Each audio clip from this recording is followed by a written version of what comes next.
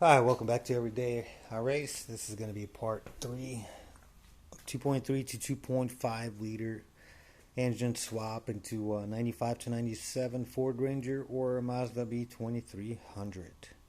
Now, if you're considering the swap, you're probably going to end up buying a used engine, and the possibility that you're going to buy a used engine that you've never heard running.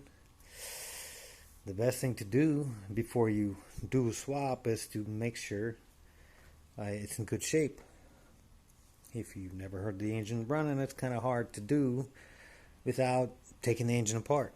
So this is what I do to get some kind of idea if the engine's any good, because swapping the engine, drop the engine in without taking it apart, crank it, starts running, and then it starts knocking, and that turns the whole swap into a big old headache.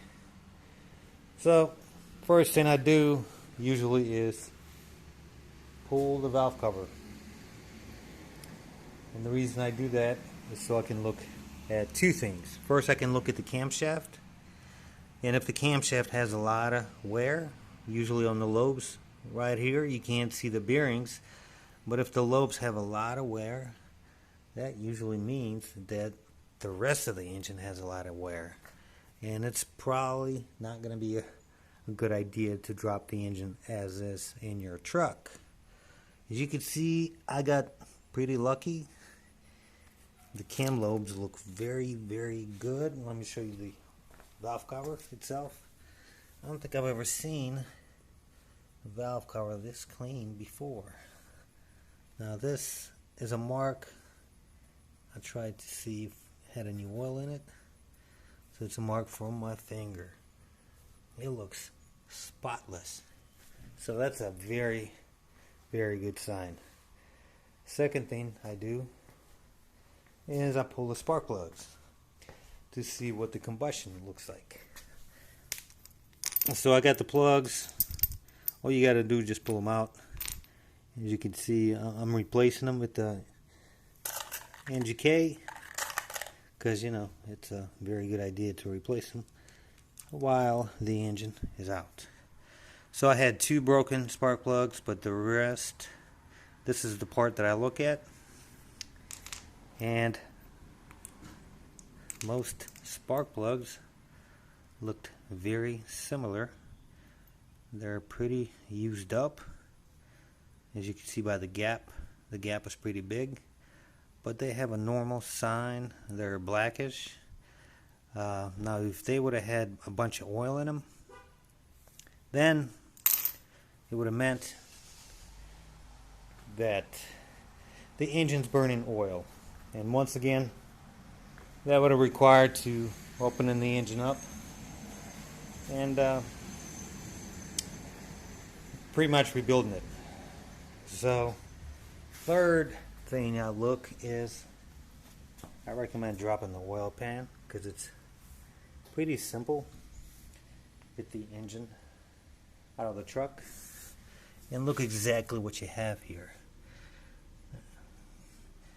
And from the look of it, there's some sludge in there, not a whole lot, but everything looks okay.